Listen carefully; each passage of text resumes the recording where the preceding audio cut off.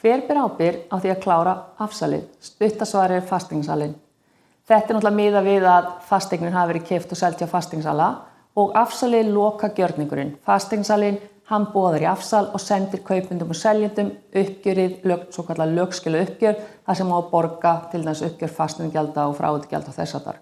Hins vegar getur fasteignasalinn ekki neitt til að koma í afsal.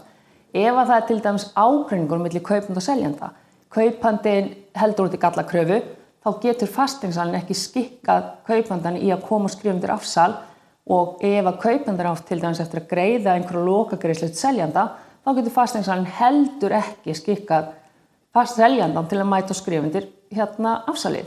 Eins og ég sagði við, hann sagði að getur ekki bara fixa þetta og ég sagði nei, ég get ekki fixa þetta.